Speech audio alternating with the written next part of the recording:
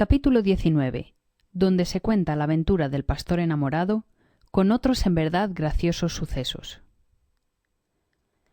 Poco trecho se había alongado don Quijote del lugar de don Diego, cuando encontró con dos como clérigos o como estudiantes y con dos labradores que sobre 4 bestias asnales venían caballeros.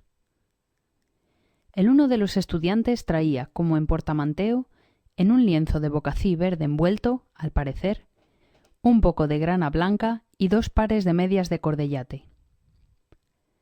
El otro no traía otra cosa que 2 espadas negras de esgrima, nuevas y con sus zapatillas. Los labradores traían otras cosas, que daban indicio y señal que venían de alguna villa grande, donde las habían comprado y las llevaban a su aldea. Y así, estudiantes como labradores, cayeron en la misma admiración en que caían todos aquellos que la vez primera veían a don Quijote, y morían por saber qué hombre fuese aquel, tan fuera del uso de los otros hombres.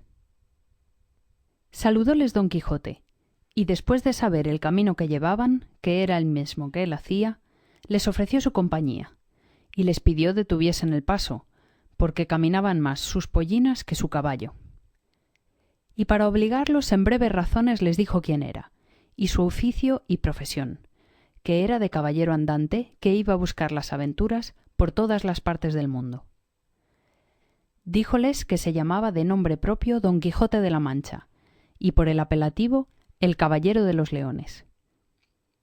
Todo esto para los labradores era hablarles en griego o en jerigonza, pero no para los estudiantes, que luego entendieron la flaqueza del celebro de Don Quijote. Pero con todo eso le miraban con admiración y con respeto, y uno de ellos le dijo: «Si vuestra merced, señor caballero, no lleva camino determinado, como no le suelen llevar los que buscan las aventuras, vuesa merced se venga con nosotros. Verá una de las mejores bodas y más ricas que hasta el día de hoy se habrán celebrado en La Mancha, ni en muchas otras leguas a la redonda».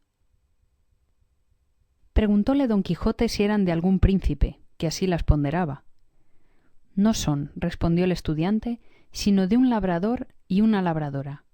Él, el más rico de toda esta tierra, y ella, la más hermosa que han visto los hombres. El aparato con que se han de celebrar es extraordinario y nuevo, porque se han de celebrar en un prado que está junto al pueblo de la novia, a quien por excelencia llaman Quiteria la Hermosa, y el desposado se llama Camacho el Rico, ella de edad de 18 años y él de 22, ambos para en uno. Aunque algunos curiosos que tienen de memoria los linajes de todo el mundo quieren decir que el de la hermosa Quiteria se aventaja al de Camacho. Pero ella no se mira en esto, que las riquezas son poderosas de soldar muchas quiebras. En efecto, el tal Camacho es liberal, ya se le ha antojado de enramar y cubrir todo el prado por arriba, de tal suerte que el sol se ha de ver en trabajo si quiere entrar a visitar las hierbas verdes de que está cubierto el suelo. Tiene asimismo maheridas danzas, así de espadas como de cascabel menudo, que hay en su pueblo quien los repique y sacuda por extremo. De zapateadores no digo nada, que es un juicio los tiene muñidos. Pero ninguna de las cosas referidas, ni otras muchas que he dejado de referir, ha de hacer más memorables estas bodas, sino las que imagino que hará en ellas el despechado Basilio. Es este Basilio un zagal vecino del mesmo lugar de Quiteria, el cual tenía su casa pared y medio de la de los padres de Quiteria, de donde tomó ocasión el amor de renovar al mundo los ya olvidados amores de Píramo y Tisbe. Porque Basilio se enamoró de Quiteria desde sus tiernos y primeros años, y ella fue correspondiendo a su deseo con 1000 honestos favores. Tanto que se contaban por entretenimiento en el pueblo los amores de los 2 niños, Basilio y Quiteria. Fue creciendo la edad y acordó el padre de Quiteria de estorbar a Basilio la ordinaria entrada que en su casa tenía. Y por quitarse de andar receloso y lleno de sospechas, ordenó de casar a su hija con el rico Camacho, no pareciéndole ser bien casarla con Basilio, que no tenía tantos bienes de fortuna como de naturaleza. Pues iba a decir las verdades sin envidia, él es el más ágil mancebo que conocemos. Gran tirador de barra, luchador extremado y gran jugador de pelota. Corre como un gamo, salta más que una cabra, y birla los bolos como por encantamiento. Canta como una calandria y toca una guitarra que la hace hablar, y sobre todo juega una espada como el más pintado. Por esa sola gracia, dijo a esta sazón don Quijote, merecía ese mancebo no sólo casarse con la hermosa Quiteria, sino con la mesma reina Ginebra, si fuera hoy viva, a pesar de Lanzarote y de todos aquellos que estorbarlo quisieran. A mi mujer con eso, dijo Sancho Panza, que hasta entonces había ido callando y escuchando, la cual no quiere sino que cada uno case con su igual, ateniéndose al refrán que dicen, cada oveja con su pareja. Lo que yo quisiera es que ese buen Basilio, que ya me le voy aficionando, se casara con esa señora Quiteria, que buen siglo haya ni buen poso, iba a decir al revés, los que estorban que se casen los que bien se quieren. Si todos los que bien se quieren se hubiesen de casar, dijo don Quijote, quitaríase la elección y la jurisdicción a los padres de casar sus hijos con quien y cuando deben. Y si a la voluntad de las hijas quedase escoger los maridos, tal habría que escogiese al criado de su padre y tal al que vio pasar por la calle, a su parecer bizarro y entonado, aunque fuese un desbaratado espadachín, que el amor y la afición con facilidad ciegan los ojos del entendimiento, tan necesarios para escoger estado. Y el del matrimonio está muy a peligro de errarse, y es menester gran tiento y particular favor del cielo para acertarle. Quiere hacer uno un viaje largo, y si es prudente, antes de ponerse en camino, busca alguna compañía segura y apacible con quien acompañarse.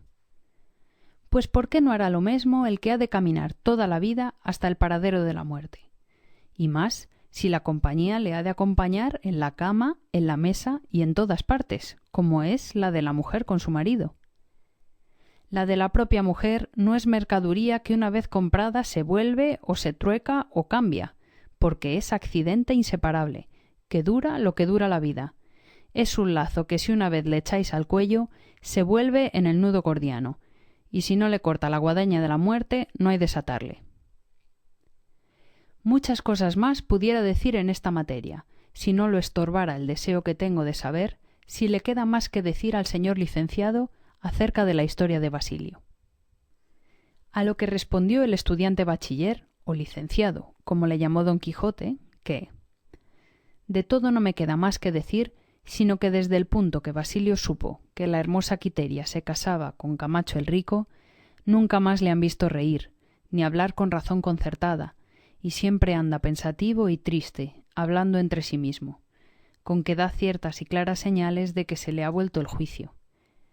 Come poco y duerme poco, y lo que come son frutas, y en lo que duerme, si duerme, es en el campo, sobre la dura tierra, como animal bruto. Mira de cuando en cuando al cielo, y otras veces clava los ojos en la tierra, con tal embelesamiento que no parece sino estatua vestida que el aire le mueve la ropa. En fin, él da tales muestras de tener apasionado el corazón, que tememos todos los que le conocemos que el dar el sí mañana a la hermosa Quiteria ha de ser la sentencia de su muerte. Dios lo hará mejor, dijo Sancho, que Dios, que da la llaga, da la medicina. Nadie sabe lo que está por venir. De aquí a mañana muchas horas hay, y en una y aun en un momento se cae la casa. Yo he visto llover y hacer sol todo a un mismo punto.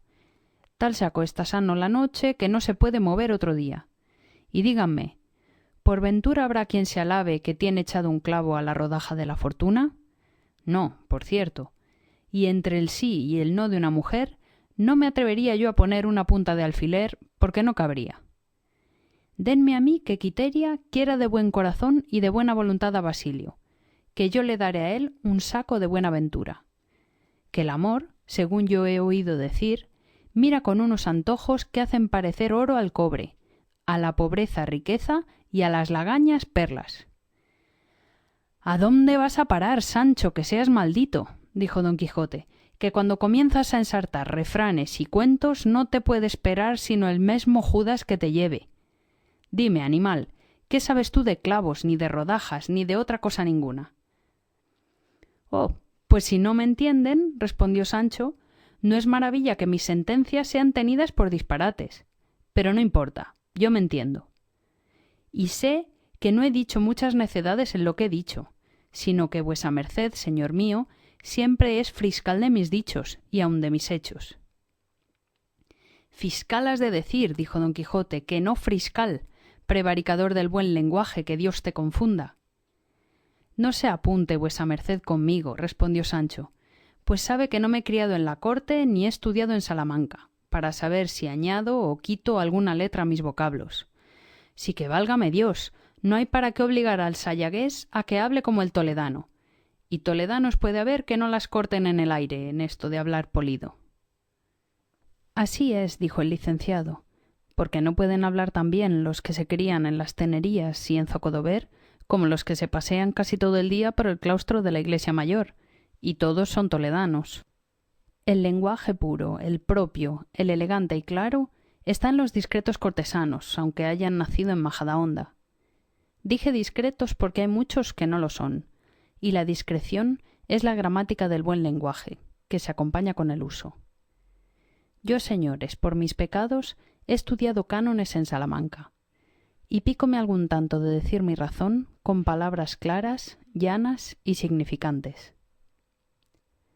Si no os picárades más de saber más menear las negras que lleváis que la lengua, dijo el otro estudiante, vos llevárades el primero en licencias como llevastes cola. Mirad, bachiller, respondió el licenciado, vos estáis en la más errada opinión del mundo acerca de la destreza de la espada teniéndola por vana. Para mí no es opinión, sino verdad asentada, replicó Corchuelo, y si queréis que os lo muestre con la experiencia, espadas traéis, comodidad hay, yo pulsos y fuerzas tengo, que acompañadas de mi ánimo, que no es poco, os harán confesar que yo no me engaño. Apeaos y usad de vuestro compás de pies, de vuestros círculos y vuestros ángulos y ciencia, que yo espero de haceros ver estrellas a mediodía, con mi destreza moderna y zafia, en quien espero después de Dios, que está por nacer hombre que me haga volver las espaldas, y que no le hay en el mundo a quien yo no le haga perder tierra. En eso de volver o no las espaldas no me meto, replicó el diestro, aunque podría ser que en la parte donde la vez primera clavásedes el pie, allí os abriesen sepultura. Quiero decir, que allí quedásedes muerto por la despreciada destreza. Ahora se verá, respondió Corchuelo. Y apeándose con gran presteza de su jumento, tiró con furia de una de las espadas que llevaba el licenciado en el suyo. No ha de ser así, dijo a este instante don Quijote, que yo quiero ser el maestro de esta esgrima y el juez de esta muchas veces no averiguada cuestión. Y apeándose de Rocinante y asiendo de su lanza, se puso a la mitad del camino, a tiempo que ya el licenciado, con gentil donaire de cuerpo y compás de pies, se iba contra Corchuelo, que contra él se vino lanzando, como suele decirse, fuego por los ojos. Los otros dos labradores del acompañamiento, sin apearse de sus pollinas, sirvieron de aspetadores en la mortal tragedia. Las cuchilladas, estocadas, altibajos, reveses y mandobles que tiraba Corchuelo eran sin número, más espesas que hígado y más menudas que granizo. Arremetía como un león irritado, pero salíale al encuentro un tapaboca de la zapatilla de la espada del licenciado, que en mitad de su furia le detenía, y se la hacía besar como si fuera reliquia, aunque no con tanta devoción como las reliquias deben y suelen besarse. Finalmente el licenciado le contó a estocadas todos los botones de una media sotanilla que traía vestida, haciéndole tiras los faldamentos como colas de pulpo. Derribóle el sombrero 2 veces, y cansóle de manera que de despecho, cólera y rabia, asió la espada por la empuñadura y arrojóla por el aire, con tanta fuerza que uno de los labradores asistentes, que era escribano, que fue por ella, dio después por testimonio que la alongó de sí casi 3/4 de legua, el cual testimonio sirve y ha servido para que se conozca y vea con toda verdad cómo la fuerza es vencida del arte. Sentóse cansado Corchuelo, y llegándose a él Sancho le dijo: «Mía fe, señor bachiller, si vuesa merced toma mi consejo, de aquí adelante no ha de desafiar a nadie a esgrimir, sino a luchar o a tirar la barra, pues tiene edad y fuerzas para ello. Que de estos a quien llaman diestros he oído decir que meten una punta de una espada por el ojo de una aguja». Yo me contento, respondió Corchuelo, de haber caído de mi burra, y de que me haya mostrado la experiencia la verdad, de quien tan lejos estaba. Y levantándose, abrazó al licenciado, y quedaron más amigos que de antes, y no queriendo esperar al escribano, que había ido por la espada, por parecerle que tardaría mucho, y así determinaron seguir, por llegar temprano a la aldea de Quiteria, de donde todos eran. En lo que faltaba del camino, les fue contando el licenciado las excelencias de la espada, con tantas razones demostrativas y con tantas figuras y demostraciones matemáticas, que todos quedaron enterados de la bondad de la ciencia, y Corchuelo reducido de su pertinacia.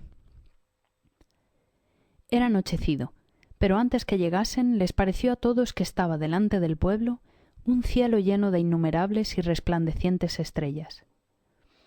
Oyeron asimismo confusos y suaves sonidos de diversos instrumentos, como de flautas, tamborinos, salterios, albogues, panderos y sonajas. Y cuando llegaron cerca, vieron que los árboles de una enramada que a mano habían puesto a la entrada del pueblo estaban todos llenos de luminarias, a quien no ofendía el viento, que entonces no soplaba sino tan manso que no tenía fuerzas para mover las hojas de los árboles. Los músicos eran los regocijadores de la boda, que en diversas cuadrillas por aquel agradable sitio andaban, unos bailando y otros cantando y otros tocando la diversidad de los referidos instrumentos. En efecto, no parecía sino que por todo aquel prado andaba corriendo la alegría y saltando el contento. Otros muchos andaban ocupados en levantar andamios, de donde con comodidad pudiesen ver otro día las representaciones y danzas que se habían de hacer en aquel lugar dedicado para solemnizar las bodas del rico Camacho y las exequias de Basilio. No quiso entrar en el lugar don Quijote, aunque se lo pidieron así el labrador como el bachiller, pero él dio por disculpa, bastantísima a su parecer, ser costumbre de los caballeros andantes dormir por los campos y florestas antes que en los poblados, aunque fuese debajo de dorados techos. Y con esto se desvió un poco del camino, bien contra la voluntad de Sancho, viniéndosele a la memoria el buen alojamiento que había tenido en el castillo o casa de don Diego. Fin del capítulo 19. Capítulo 20, donde se cuentan las bodas de Camacho el Rico con el suceso de Basilio el Pobre. Apenas la blanca aurora había dado lugar a que el luciente Febo, con el ardor de sus calientes rayos, las líquidas perlas de sus cabellos de oro enjugase, cuando don Quijote, sacudiendo la pereza de sus miembros, se puso en pie y llamó a su escudero Sancho, que aún todavía roncaba. Lo cual, visto por don Quijote, antes que le despertase, le dijo: «Oh tú, bienaventurado sobre cuantos viven en la haz de la tierra, pues sin tener envidia ni ser envidiado, duermes con sosegado espíritu, ni te persiguen encantadores, ni sobresaltan encantamientos. Duerme, digo otra vez, y lo diré otras ciento, sin que te tengan en continua vigilia celos de tu dama, ni te desvelen pensamientos de pagar deudas que debas, ni de lo que has de hacer para comer otro día tú y tu pequeña y angustiada familia. Ni la ambición te inquieta, ni la pompa vana del mundo te fatiga, pues los límites de tus deseos no se extienden a más que a pensar tu jumento, que el de tu persona sobre mis hombros le tienes puesto, contrapeso y carga que puso la naturaleza y la costumbre a los señores. Duerme el criado y está velando el señor, pensando cómo le ha de sustentar y mejorar y hacer mercedes. La congoja de ver que el cielo se hace de bronce sin acudir a la tierra con el conveniente rocío no aflige al criado sino al señor, que ha de sustentar en la esterilidad y hambre al que le sirvió en la fertilidad y abundancia». A todo esto no respondió Sancho, porque dormía, ni despertara tan presto si don Quijote con el cuento de la lanza no le hiciere volver en sí.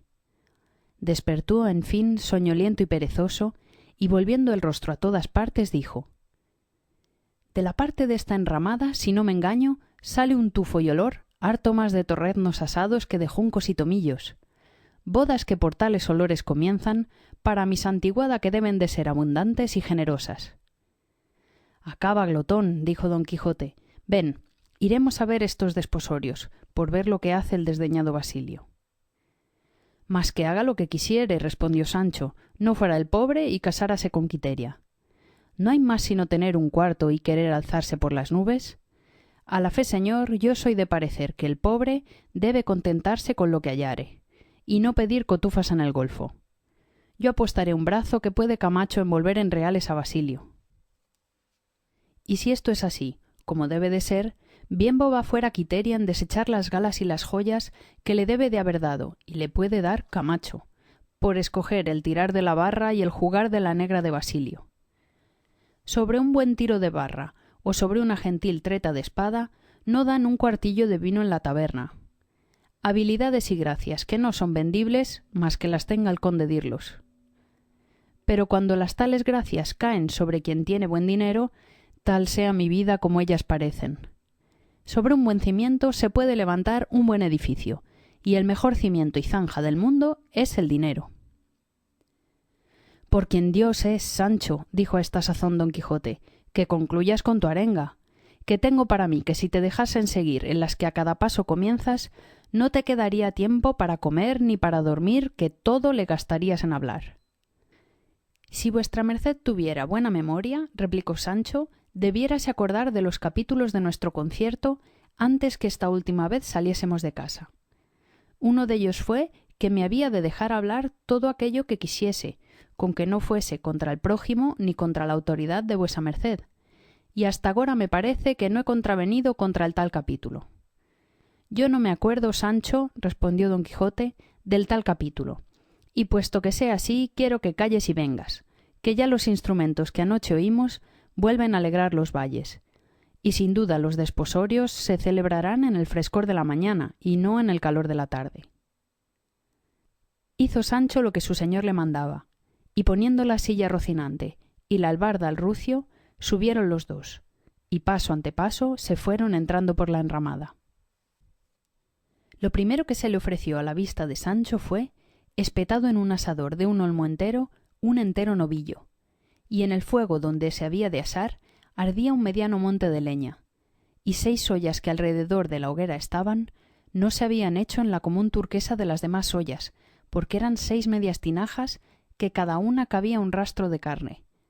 Así embebían y encerraban en sí carneros enteros sin echarse de ver, como si fueran palominos. Las liebres ya sin pellejo y las gallinas sin pluma, que estaban colgadas por los árboles para sepultarlas en las ollas, no tenían número. Los pájaros y caza de diversos géneros eran infinitos, colgados de los árboles para que el aire los enfriase. Contó Sancho más de 60 zaques de más de a 2 arrobas cada uno, y todos llenos, según después pareció, de generosos vinos. Así había rimeros de pan blanquísimo, como los suele haber de montones de trigo en las eras. Los quesos, puestos como ladrillos enrejados, formaban una muralla, y 2 calderas de aceite mayores que las de un tinte servían de freír cosas de masa, que con 2 valientes palas las sacaban fritas y las zambullían en otra caldera de preparada miel que allí junto estaba. Los cocineros y cocineras pasaban de 50, todos limpios, todos diligentes y todos contentos. En el dilatado vientre del novillo estaban 12 tiernos y pequeños lechones, que cosidos por encima servían de darle sabor y enternecerle. Las especias de diversas suertes no parecía haberlas comprado por libras, sino por arrobas, y todas estaban de manifiesto en una grande arca. Finalmente, el aparato de la boda era rústico, pero tan abundante que podía sustentar a un ejército. Todo lo miraba Sancho y todo lo contemplaba y de todo se aficionaba. Primero le cautivaron y rindieron el deseo las ollas, de quien él tomara de bonísima gana un mediano puchero. Luego le aficionaron la voluntad los zaques, y últimamente las frutas de sartén, si es que se podían llamar sartenes las tan orondas calderas. Y así, sin poderlo sufrir ni ser en su mano hacer otra cosa, se llegó a uno de los solícitos cocineros y con corteses y hambrientas razones le rogó le dejase mojar un mendrugo de pan en una de aquellas ollas. A lo que el cocinero respondió: «Hermano, este día no es de aquellos sobre quien tiene jurisdicción la hambre. Merced al rico Camacho. Apeaos y mirad si hay por ahí un cucharón y espuma de una gallina o dos, y buen provecho os hagan. No veo ninguno, respondió Sancho. Esperad, dijo el cocinero, pecador de mí, y qué melindroso y para qué poco debéis de ser. Y diciendo esto, asió de un caldero y encajándole en una de las medias tinajas, sacó en él 3 gallinas y 2 gansos y dijo a Sancho: Comed, amigo, y desayunaos con esta espuma en tanto que se llega la hora del yantar. No tengo en qué echarla, respondió Sancho. Pues llevaos, dijo el cocinero, la cuchara y todo, que la riqueza y el contento de Camacho todo lo suple.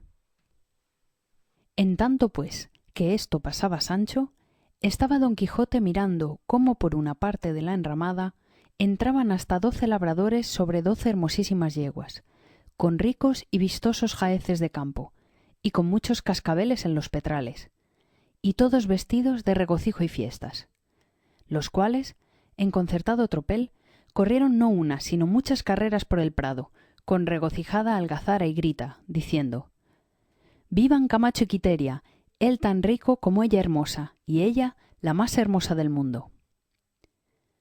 Oyendo lo cual, don Quijote dijo entre sí: Bien parece que éstos no han visto a mi Dulcinea del Toboso, que si la hubieran visto, ellos se fueran a la mano en sus alabanzas desta su Quiteria. De allí a poco comenzaron a entrar por diversas partes de la enramada muchas y diferentes danzas, entre las cuales venía una de espadas, de hasta 24 zagales de gallardo parecer y brío, todos vestidos de delgado y blanquísimo lienzo, con sus paños de tocar, labrados de varias colores de fina seda. Y al que los guiaba, que era un ligero mancebo, preguntó uno de los de las yeguas si se había herido alguno de los danzantes. Por ahora, bendito sea Dios, no se ha herido nadie, todos vamos sanos. Y luego comenzó a enredarse con los demás compañeros, con tantas vueltas y con tanta destreza, que aunque don Quijote estaba hecho a ver semejantes danzas, ninguna le había parecido tan bien como aquella. También le pareció bien otra que entró, de doncellas hermosísimas, tan mozas que al parecer ninguna bajaba de 14 ni llegaba a 18 años, vestidas todas de palmilla verde, los cabellos parte trenzados y parte sueltos, pero todos tan rubios que con los del sol podían tener competencia, sobre los cuales traían guirnaldas de jazmines, rosas, amaranto y madreselva compuestas. Guiábalas un venerable viejo y una anciana matrona, pero más ligeros y sueltos que sus años prometían. Hacíales el son una gaita zamorana, y ellas, llevando en los rostros y en los ojos a la honestidad, y en los pies a la ligereza, se mostraban las mejores bailadoras del mundo. Tras esta entró otra danza de artificio y de las que llaman habladas. Era de 8 ninfas, repartidas en 2 hileras. De la una hilera era guía el dios Cupido, y de la otra el interés. Aquel, adornado de alas, arco, aljaba y saetas, éste, vestido de ricas y diversas colores de oro y seda. Las ninfas que al amor seguían traían a las espaldas, en pergamino blanco y letras grandes, escritos sus nombres. Poesía era el título de la primera, el de la segunda, discreción, el de la tercera, buen linaje, y el de la cuarta, valentía. Del modo mesmo venían señaladas las que al interés seguían. Decía liberalidad el título de la primera, dádiva el de la segunda, tesoro el de la tercera, y el de la cuarta, posesión pacífica. Delante de todos venía un castillo de madera, a quien tiraban 4 salvajes, todos vestidos de hiedra y de cáñamo teñido de verde, tan al natural que por poco espantaran a Sancho. En la frontera del castillo y en todas 4 partes de sus cuadros traía escrito: Castillo del Buen Recato. Hacíanles el son 4 diestros tañedores de tamboril y flauta. Comenzaba la danza Cupido, y habiendo hecho 2 mudanzas, alzaba los ojos y flechaba el arco contra una doncella que se ponía entre las almenas del castillo, a la cual de esta suerte dijo: Yo soy el Dios poderoso en el aire y en la tierra, y en el ancho mar undoso, y en cuanto el abismo encierra, en su báratro espantoso. Nunca conocí qué es miedo, todo cuanto quiero puedo, aunque quiera lo imposible, y en todo lo que es posible, mando, quito, pongo y vedo. Acabó la copla, disparó una flecha por lo alto del castillo y retiróse a su puesto. Salió luego el interés, y hizo otras 2 mudanzas, callaron los tamborinos, y él dijo: «Soy quien puede más que amor, y es amor el que me guía. Soy de la estirpe mejor, que el cielo en la tierra cría, más conocida y mayor. Soy el interés en quien pocos suelen obrar bien, y obrar sin mí es gran milagro, y cual soy te me consagro, por siempre jamás amén». Retiróse el interés y hízose adelante la poesía, la cual, después de haber hecho sus mudanzas como los demás, puestos los ojos en la doncella del castillo, dijo: «En dulcísimos conceptos, la dulcísima poesía, altos, graves y discretos, señora, el alma te envía, envuelta entre 1000 sonetos. Si acaso no te importuna mi porfía, tu fortuna, de otras muchas envidiada, será por mí levantada sobre el cerco de la luna». Desvióse la poesía, y de la parte del interés salió la liberalidad, y después de hechas sus mudanzas dijo: «Llaman liberalidad al dar que el extremo huye de la prodigalidad, y del contrario que arguye, tibia y floja voluntad. Mas yo, por te engrandecer, de hoy más pródiga he de ser, que aunque es vicio honrado, y de pecho enamorado, que en el dar se echa de ver». De este modo salieron y se retiraron todas las 2 figuras de las 2 escuadras, y cada uno hizo sus mudanzas y dijo sus versos, algunos elegantes y algunos ridículos. Y sólo tomó de memoria Don Quijote, que la tenía grande, los ya referidos. Y luego se mezclaron todos, haciendo y deshaciendo lazos con gentil donaire y desenvoltura. Y cuando pasaba el amor por delante del castillo, disparaba por alto sus flechas, pero el interés quebraba en él alcancías doradas. Finalmente, después de haber bailado un buen espacio, el interés sacó un bolsón que le formaba el pellejo de un gran gato romano, que parecía estar lleno de dineros, y arrojóle al castillo. Con el golpe se desencajaron las tablas y se cayeron, dejando a la doncella descubierta y sin defensa alguna. Llegó el interés con las figuras de su valía, y echándola una gran cadena de oro al cuello, mostraron prenderla, rendirla y cautivarla, lo cual, visto por el amor y sus valedores, hicieron ademán de quitársela. Y todas las demostraciones que hacían eran al son de los tamborinos, bailando y danzando concertadamente. Pusiéronlos en paz los salvajes, los cuales con mucha presteza volvieron a armar y a encajar las tablas del castillo, y la doncella se encerró en él como de nuevo, y con esto se acabó la danza con gran contento de los que la miraban. Preguntó Don Quijote a una de las ninfas que quién la había compuesto y ordenado. Respondióle que un beneficiado de aquel pueblo, que tenía gentil caletre para semejantes invenciones. «Yo apostaré», dijo Don Quijote, «que debe de ser más amigo de Camacho que de Basilio el tal bachillero beneficiado, y que debe de tener más de satírico que de vísperas. Bien ha encajado en la danza las habilidades de Basilio y las riquezas de Camacho». Sancho Panza, que lo escuchaba todo, dijo: «El rey es mi gallo, a Camacho me atengo». «En fin», dijo Don Quijote, «bien se parece, Sancho, que eres villano y de aquellos que dicen: viva quien vence». «No sé de los que soy», respondió Sancho, «pero bien sé que nunca de ollas de Basilio sacaré yo tan elegante espuma como esta que he sacado de las de Camacho». Y enseñóle el caldero lleno de gansos y de gallinas, y asiendo de una comenzó a comer con mucho donaire y gana, y dijo: «A la barba de las habilidades de Basilio, que tanto vales cuanto tienes, y tanto tienes cuanto vales. 2 linajes solos hay en el mundo, como decía una abuela mía, que son el tener y el no tener, aunque ella al detener se atenía. Y el día de hoy, mi señor Don Quijote, antes se toma el pulso al haber que al saber. Un asno cubierto de oro parece mejor que un caballo enalbardado. Así que vuelvo a decir que a Camacho me atengo, de cuyas ollas son abundantes espumas, gansos y gallinas, liebres y conejos, y de las de Basilio serán, si viene a mano, y aunque no venga sino al pie, aguachirle». ¿Has acabado tu arenga ya, Sancho? Dijo don Quijote.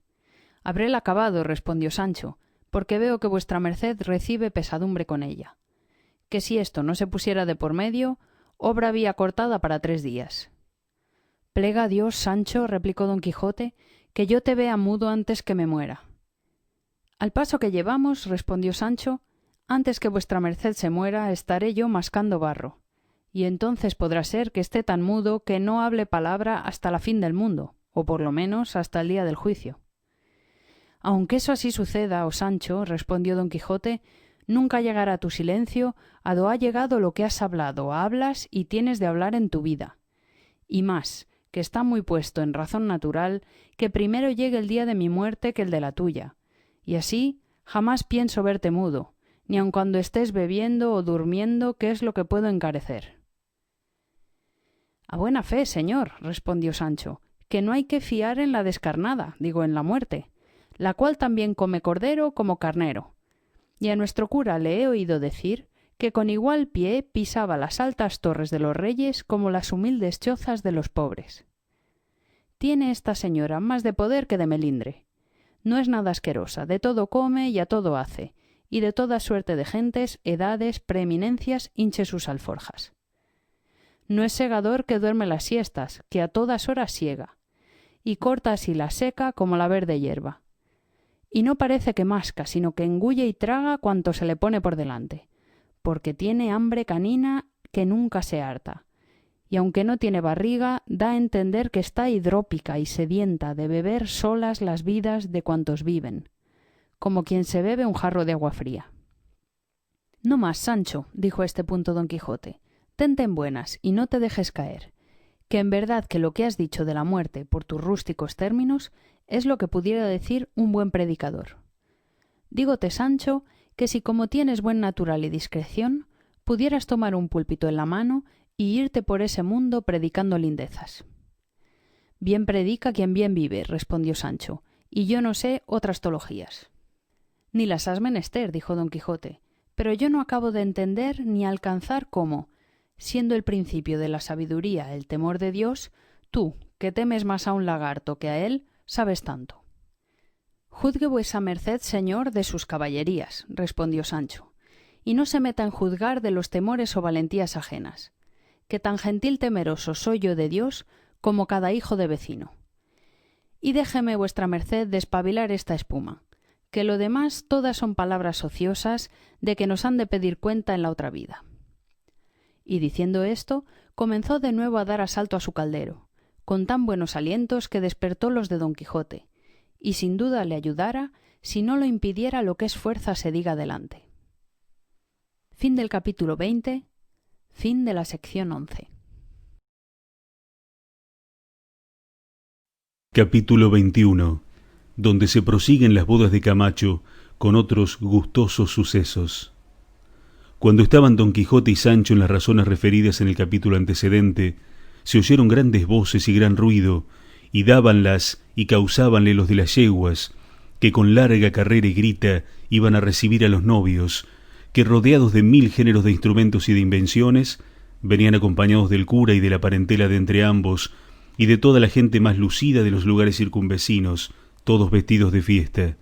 Y como Sancho vio a la novia, dijo: a buena fe que no viene vestida de labradora, sino de garrida palaciega.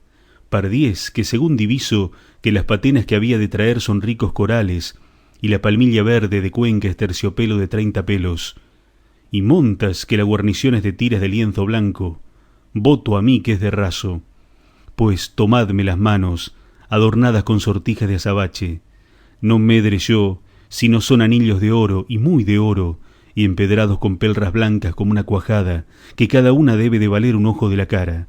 Oh, y de puta, y qué cabellos, que si no son postizos, no los he visto más luengos ni más rubios en toda mi vida. No, si no poned la tacha en el brío y en el talle, y no la comparéis a una palma que se mueve cargada de racimos de dátiles, que lo mismo parecen los dijes que trae pendientes de los cabellos y de la garganta. Juro en mi ánima que ella es una chapada moza, y que puede pasar por los bancos de Flandes. Rióse don Quijote de las rústicas alabanzas de Sancho Panza. Parecióle que fuera de su señora Dulcinea del Toboso no había visto mujer más hermosa jamás. Venía la hermosa Quiteria algo descolorida, y debía de ser de la mala noche que siempre pasan las novias en componerse para el día venidero de sus bodas. Íbanse acercando a un teatro que a un lado del prado estaba, adornado de alfombras y ramos, a donde se habían de hacer los desposorios y de donde habían de mirar las danzas y las invenciones. Y a la sazón que llegaban al puesto, oyeron a sus espaldas grandes voces y una que decía: «Esperaos un poco, gente tan inconsiderada como presurosa», a cuyas voces y palabras todos volvieron la cabeza y vieron que las daba un hombre vestido, al parecer, de un sayo negro gironado de carmesí a llamas. Venía coronado, como se vio luego, con una corona de funesto ciprés. En las manos traía un bastón grande. En llegando más cerca, fue conocido de todos por el gallardo Basilio, y todos estuvieron suspensos, esperando en qué habían de parar sus voces y sus palabras, temiendo algún mal suceso de su venida en sazón semejante. Llegó, en fin, cansado y sin aliento, y puesto delante de los desposados, hincando el bastón en el suelo, que tenía el cuento de una punta de acero, mudada la color, puestos los ojos en Quiteria, con voz tremenda y ronca, estas razones dijo: «Bien sabes, desconocida Quiteria, que conforme a la santa ley que profesamos, que viviendo yo, tú no puedes tomar esposo, y juntamente no ignoras que por esperar yo que el tiempo y mi diligencia mejorasen los bienes de mi fortuna, no he querido dejar de guardar el decoro que a tu honra convenía. Pero tú, echando a las espaldas todas las obligaciones que debes a mi buen deseo, quieres hacer señor de lo que es mío a otro cuyas riquezas le sirven no sólo de buena fortuna, sino de bonísima ventura, y para que la tenga colmada, y no como yo pienso que la merece, sino como se la quieren dar los cielos, yo por mis manos desharé el imposible o el inconveniente que puede estorbársela, quitándome a mí de por medio. ¡Viva! ¡Viva el rico Camacho con la ingrata Quiteria largos y felices siglos! Y muera, muera el pobre Basilio, cuya pobreza cortó las alas de su dicha y le puso en la sepultura. Y diciendo esto, asió del bastón que tenía hincado en el suelo, y quedándose la mitad de él en la tierra, mostró que servía de vaina a un mediano estoque que en él se ocultaba. Y puesta la que se podía llamar empuñadura en el suelo, con ligero desenfado y determinado propósito, se arrojó sobre él, y en un punto mostró la punta sangrienta a las espaldas, con la mitad de la acerada cuchilla, quedando el triste bañado en su sangre y tendido en el suelo, de sus mismas armas traspasado. Acudieron luego sus amigos a favorecerle, condolidos de su miseria y lastimosa desgracia, y dejando a don Quijote a Rocinante, acudió a favorecerle y le tomó en sus brazos, y halló que aún no había expirado. Quisiéronle sacar el estoque, pero el cura, que estaba presente, fue de parecer que no se le sacasen antes de confesarle, porque el sacársele y el expirar sería todo a un tiempo. Pero volviendo un poco en sí Basilio, con voz doliente y desmayada, dijo: «Si quisieses, cruel Quiteria, darme en este último y forzoso trance la mano de esposa, aún pensaría que mi temeridad tendría disculpa, pues en ella alcancé el bien de ser tuyo». El cura, oyendo lo cual, le dijo que atendiese a la salud del alma antes que a los gustos del cuerpo, y que pidiese muy de veras a Dios perdón de sus pecados y de su desesperada determinación. A lo cual replicó Basilio que en ninguna manera se confesaría si primero Quiteria no le daba la mano de ser su esposa, que aquel contento le adobaría la voluntad y le daría aliento para confesarse. En oyendo don Quijote la petición del herido, en altas voces dijo que Basilio pedía una cosa muy justa y puesta en razón, y además muy hacedera, y que el señor Camacho quedaría tan honrado recibiendo a la señora Quiteria viuda del valeroso Basilio como si la recibiera del lado de su padre. Aquí no ha de haber más de un sí, que no tenga otro efecto que el pronunciarle, pues el tálamo de estas bodas ha de ser la sepultura. Todo lo oía Camacho, y todo le tenía suspenso y confuso, sin saber qué hacer ni qué decir. Pero las voces de los amigos de Basilio fueran tantas, pidiéndole que consintiese que Quiteria le diese la mano de esposa, porque su alma no se perdiese partiendo desesperado de esta vida, que le movieron y aún forzaron a decir que si Quiteria quería dársela, que él se contentaba, pues todo era dilatar por un momento el cumplimiento de sus deseos. Luego acudieron todos a Quiteria, y unos con ruegos, y otros con lágrimas, y otros con eficaces razones, la persuadían que diese la mano al pobre Basilio, y ella, más dura que un mármol y más sesga que una estatua, mostraba que ni sabía, ni podía, ni quería responder palabra, ni la respondiera si el cura no la dijera que se determinase presto en lo que había de hacer, porque tenía Basilio ya el alma en los dientes y no daba lugar a esperar irresolutas determinaciones. Entonces la hermosa Quiteria, sin responder palabra alguna, turbada, al parecer triste y pesarosa, llegó donde Basilio estaba, ya los ojos vueltos, el aliento corto y apresurado, murmurando entre los dientes el nombre de Quiteria, dando muestras de morir como gentil y no como cristiano. Llegó, en fin, Quiteria, y puesta de rodillas, le pidió la mano por señas y no por palabras. Desencajó los ojos Basilio, y mirándola atentamente le dijo: «Oh, Quiteria, que has venido a ser piadosa a tiempo, cuando tu piedad ha de servir de cuchillo que me acabe de quitar la vida, pues ya no tengo fuerzas para llevar la gloria que me das en escogerme por tuyo, ni para suspender el dolor que tan apriesa me van cubriendo los ojos con la espantosa sombra de la muerte. Lo que te suplico es, oh fatal estrella mía, que la mano que me pides y quieres darme no sea por cumplimiento, ni para engañarme de nuevo, sino que confieses y digas que, sin hacer fuerza a tu voluntad, me la entregas y me la das como a tu legítimo esposo, pues no es razón que en un trance como este me engañes, ni uses de fingimientos con quien tantas verdades ha tratado contigo». Entre estas razones se desmayaba, de modo que todos los presentes pensaban que cada desmayo se había de llevar el alma consigo. Quiteria, toda honesta y toda vergonzosa, haciendo con su derecha mano la de Basilio, le dijo: «Ninguna fuerza fuera bastante a torcer mi voluntad, y así, con la más libre que tengo, te doy la mano de legítima esposa y recibo la tuya, si es que me la das de tu libre albedrío, sin que la turbe ni contraste la calamidad en que tu discurso acelerado te ha puesto». «Sí doy», respondió Basilio, no turbado ni confuso, sino con el claro entendimiento que el cielo quiso darme, «y así me doy y me entrego por tu esposo». «Y yo por tu esposa», respondió Quiteria. «Ahora vivas largos años, ahora te lleven de mis brazos a la sepultura». «Para estar tan herido este mancebo», dijo a este punto Sancho Panza, «mucho habla. Háganle que se deje de requiebros y que atienda su alma, que a mi parecer más la tiene en la lengua que en los dientes».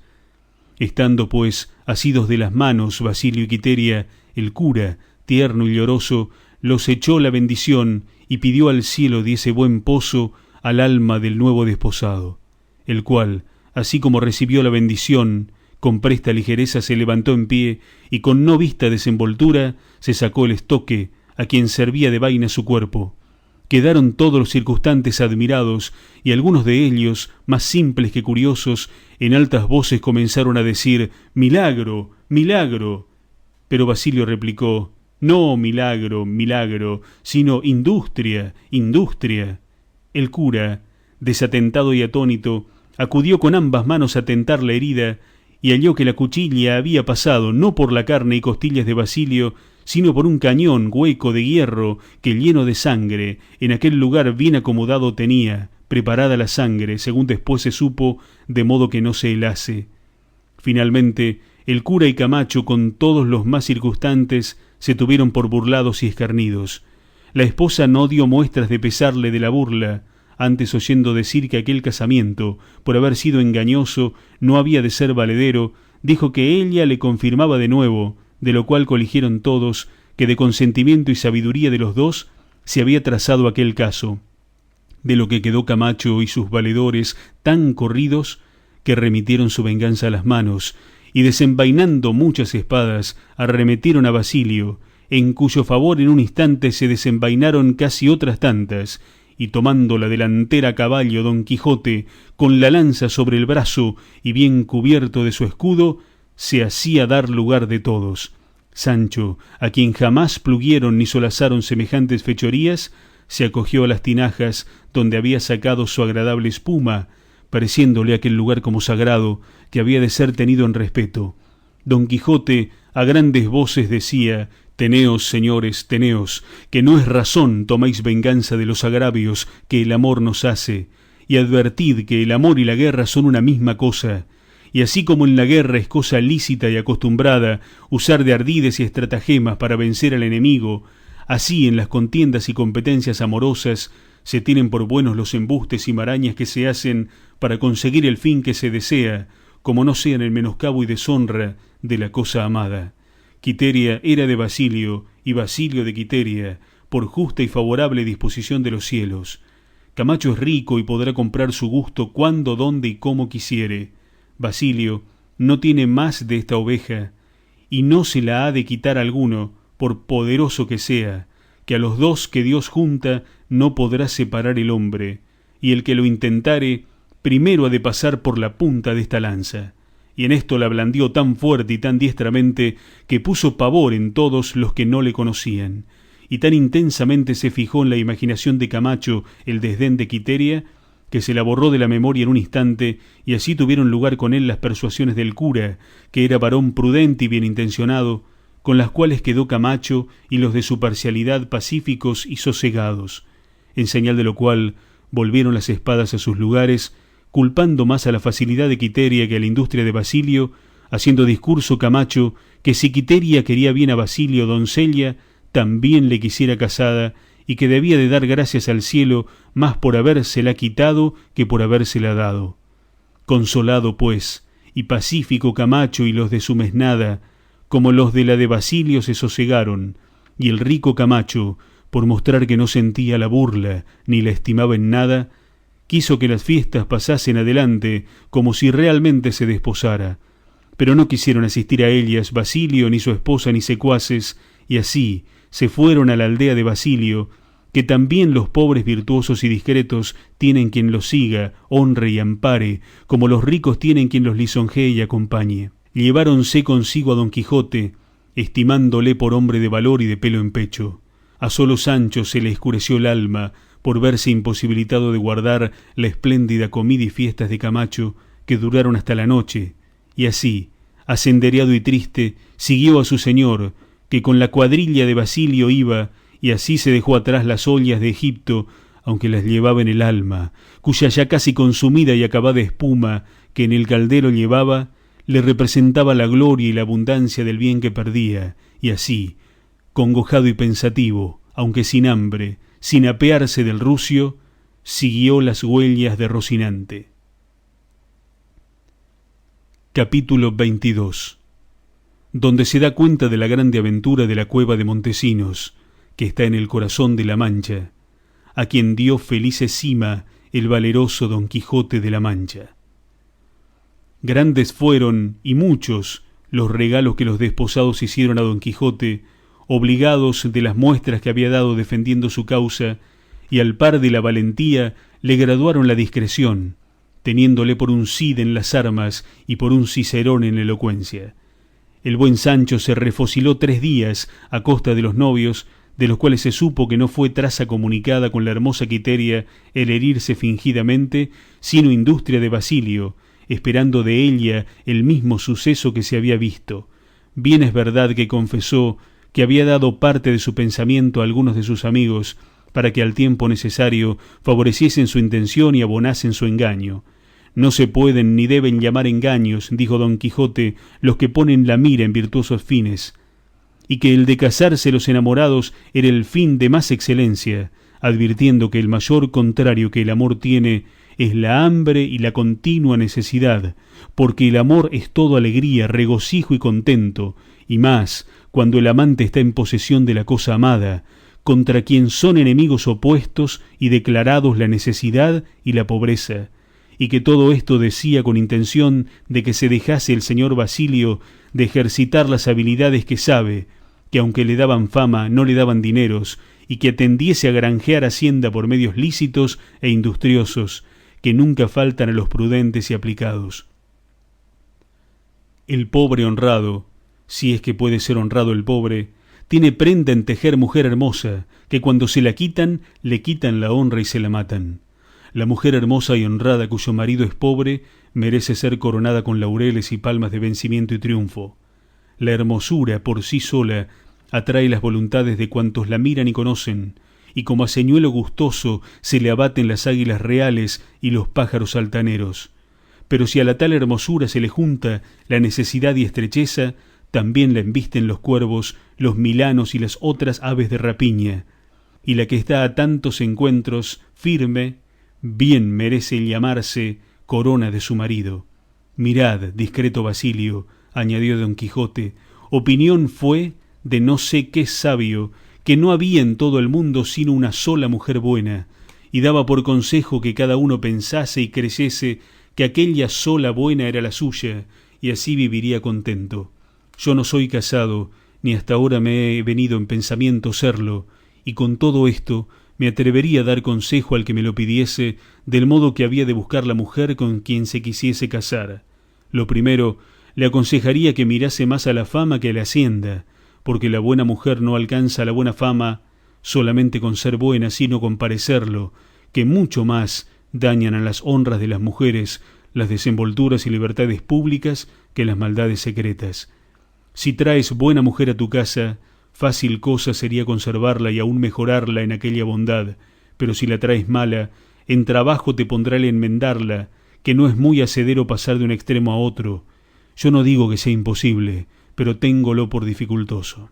Oía todo esto Sancho, y dijo entre sí, este mi amo, cuando yo hablo cosas de meollo y de sustancia, suele decir que podría yo tomar un púlpito en las manos y irme por ese mundo adelante predicando lindezas. Y yo digo de él que cuando comienza a enhilar sentencias y a dar consejos, no sólo puede tomar un púlpito en las manos, sino dos en cada dedo, y andarse por esas plazas. ¿A qué quieres, boca? Válate el diablo por caballero andante, que tantas cosas sabes. Yo pensaba en mi ánima que sólo podía saber aquello que tocaba sus caballerías, pero no hay cosa donde no pique y deje de meter su cucharada. Murmuraba esto algo Sancho, y entreoyóle su señor y preguntóle, ¿qué murmuras, Sancho? No digo nada, ni murmuro de nada, respondió Sancho, solo estaba diciendo entre mí que quisiera haber oído lo que vuesa merced aquí ha dicho antes que me casara, que quizá dijera yo ahora, el buey suelto bien se lame. Tan mala es tu Teresa, Sancho, dijo don Quijote. No es muy mala, respondió Sancho, pero no es muy buena, a lo menos no es tan buena como yo quisiera. Mal haces, Sancho, dijo don Quijote, en decir mal de tu mujer, que en efecto es madre de tus hijos. No nos debemos nada, respondió Sancho, que también ella dice mal de mí cuando se le antoja, especialmente cuando está celosa, que entonces súfrala el mismo Satanás. Finalmente, 3 días estuvieron con los novios, donde fueron regalados y servidos como cuerpos de rey. Pidió don Quijote al diestro licenciado le diese una guía que le encaminase a la cueva de Montesinos, porque tenía gran deseo de entrar en ella y ver a ojos vistas si eran verdaderas las maravillas que de ella se decían por todos aquellos contornos. El licenciado le dijo que le daría a un primo suyo, famoso estudiante y muy aficionado a leer libros de caballerías, el cual con mucha voluntad le pondría a la boca de la misma cueva y le enseñaría las lagunas de Ruidera, famosas asimismo en toda la Mancha y aun en toda España. Y díjole que llevaría con él gustoso entretenimiento, a causa que era mozo que sabía hacer libros para imprimir y para dirigirlos a príncipes. Finalmente, el primo vino con una pollina preñada, cuya albarda cubría un gallado tapete o arpillera. Ensilló Sancho a Rocinante y aderezó al rucio, proveyó sus alforjas, a las cuales acompañaron las del primo, asimismo bien proveídas, y encomendándose a Dios y despidiéndose de todos, se pusieron en camino, tomando la derrota de la famosa cueva de Montesinos.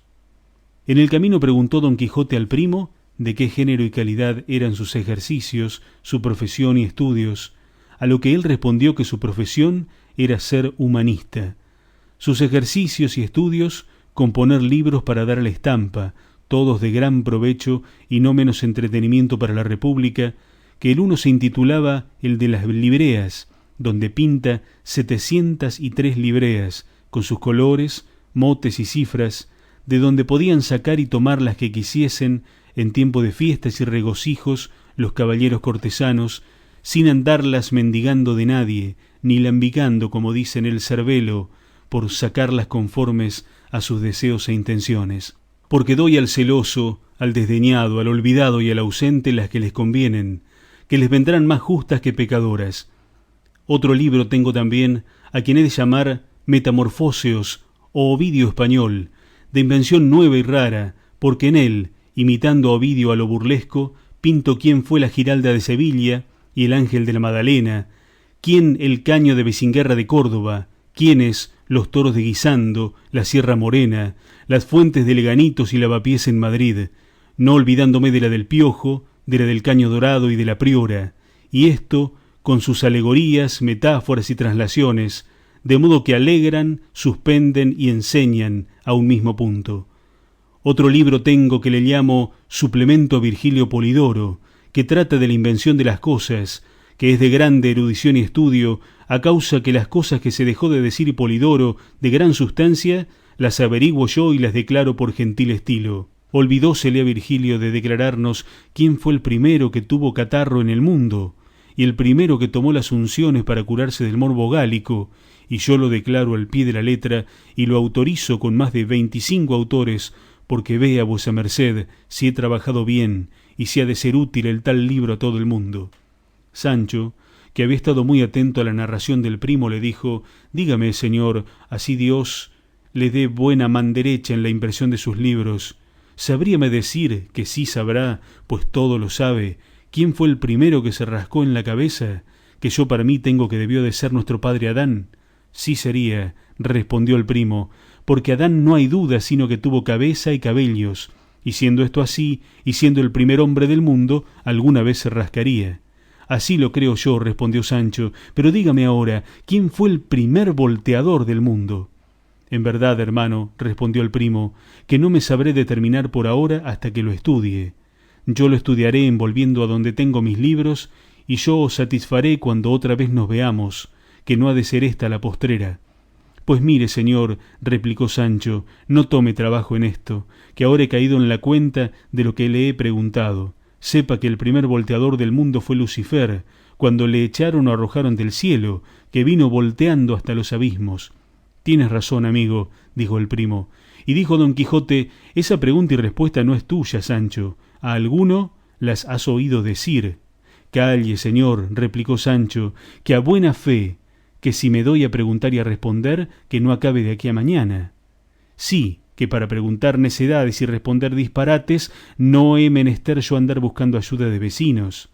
Mas has dicho, Sancho, de lo que sabes, dijo don Quijote, que hay algunos que se cansan en saber y averiguar cosas que después de sabidas y averiguadas no importan un ardite al entendimiento ni a la memoria. En estas y otras gustosas pláticas se les pasó aquel día, y a la noche se albergaron en una pequeña aldea, a donde el primo dijo a don Quijote que desde allí a la cueva de Montesinos no había más de 2 leguas, y que si llevaba determinado de entrar en ella, era menester proveerse de sogas para atarse y descolgarse en su profundidad. Don Quijote dijo que aunque llegase al abismo, había de ver dónde paraba, y así compraron casi 100 brazas de soga, y otro día a las 2 de la tarde llegaron a la cueva, cuya boca es espaciosa y ancha, pero llena de cambroneras y cabrahigos, de zarzas y malezas, tan espesas y intrincadas, que de todo en todo la ciegan y encubren. En viéndola, se apearon el primo, Sancho y don Quijote, al cual los dos le ataron luego fortísimamente con las sogas, y en tanto que le fajaban y ceñían, le dijo Sancho: mire vuestra merced, señor mío, lo que hace. No se quiera sepultar en vida, ni se ponga donde parezca frasco que le ponen a enfriar en algún pozo. Sí, que a vuestra merced no le toca ni atañe ser el escudriñador de esta, que debe de ser peor que mazmorra. Ata y calla, respondió don Quijote, que tal empresa como aquesta, Sancho amigo, para mí estaba guardada. Y entonces dijo la guía: suplico a vuesa merced, señor don Quijote, que mire bien y especule con 100 ojos lo que hay allí adentro. Quizá habrá cosas que las ponga yo en el libro de mis transformaciones. En manos está el pandero que le sabrá bien tañer, respondió Sancho Panza. Dicho esto, y acabada la ligadura de don Quijote, que no fue sobre el arnés, sino sobre el jubón de armar, dijo don Quijote: inadvertidos hemos andado en no habernos proveído de algún esquilón pequeño, que fuera atado junto a mí en esta misma soga, con cuyo sonido se entendiera que todavía bajaba y estaba vivo. Pero pues ya no es posible, a la mano de Dios que me guíe. Y luego se hincó de rodillas y hizo una oración en voz baja al cielo, pidiendo a Dios le ayudase y le diese buen suceso en aquella, al parecer, peligrosa y nueva aventura, y en voz alta dijo luego: «Oh, señora de mis acciones y movimientos, clarísima y sin par Dulcinea del Toboso, si es posible que lleguen a tus oídos las plegarias y rogaciones de este tu venturoso amante, por tu inaudita belleza te ruego las escuches, que no son otras que rogarte no me niegues tu favor y amparo, ahora que tanto le he menester. Yo voy a despeñarme, a emposarme y a hundirme en el abismo que aquí se me representa, solo porque conozca el mundo que si tú me favoreces no habrá imposible a quien yo no acometa y acabe». Y en diciendo esto se acercó a la cima, vio no ser posible descolgarse ni hacer lugar a la entrada, si no era a fuerza de brazos o a cuchilladas, y así, poniendo mano a la espada, comenzó a derribar y a cortar de aquellas malezas que a la boca de la cueva estaban, por cuyo ruido y estruendo salieron por ella una infinidad de grandísimos cuervos y grajos, tan espesos y con tanta priesa, que dieron con Don Quijote en el suelo. Y si él fuera tan agorero como católico cristiano, lo tuviera a mala señal y excusara de encerrarse en lugar semejante.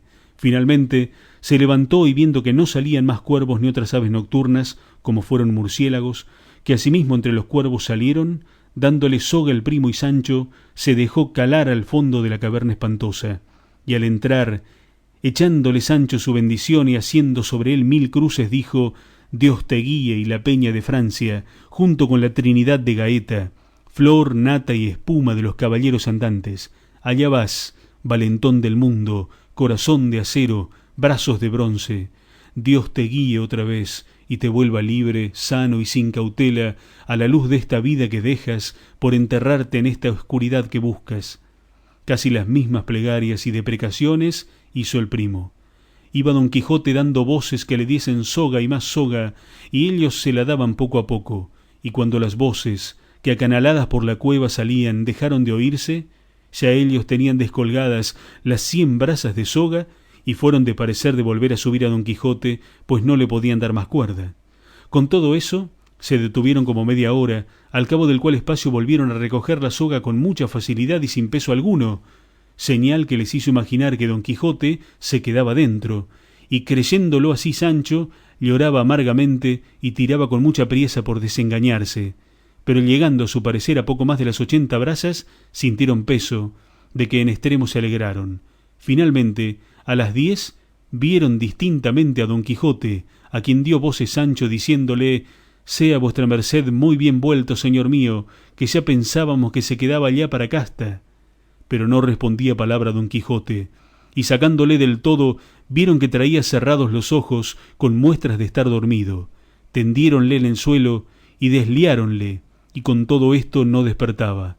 Pero tanto le volvieron y revolvieron, sacudieron y menearon, que al cabo de un buen espacio volvió en sí, desperezándose, bien como si de algún grave y profundo sueño despertara, y mirando a una y otra parte como espantado dijo: «Dios os lo perdone, amigos, que me habéis quitado de la más sabrosa y agradable vida y vista que ningún humano ha visto ni pasado. En efecto, ahora acabo de conocer que todos los contentos de esta vida pasan como sombra y sueño o se marchitan como la flor del campo. Oh, desdichado Montesinos, oh, malferido Durandarte, oh, sin ventura Belerma, oh, lloroso Guadiana, y vosotras, sin dicha hijas de Ruidera, que mostráis en vuestras aguas las que lloraron vuestros hermosos ojos». Con mucha atención escuchaban el primo y Sancho las palabras de Don Quijote, que las decía como si con dolor inmenso las sacara de las entrañas. Suplicáronle les diese a entender lo que decía y les dijese lo que en aquel infierno había visto. «Infierno le llamáis», dijo Don Quijote, «pues no le llaméis así, porque no lo merece, como luego veréis». Pidió que le diesen algo de comer, que traía grandísima hambre. Tendieron la arpillera del primo sobre la verde hierba, acudieron a la despensa de sus alforjas, y sentados todos tres, en buen amor y compañía, merendaron y cenaron todo junto.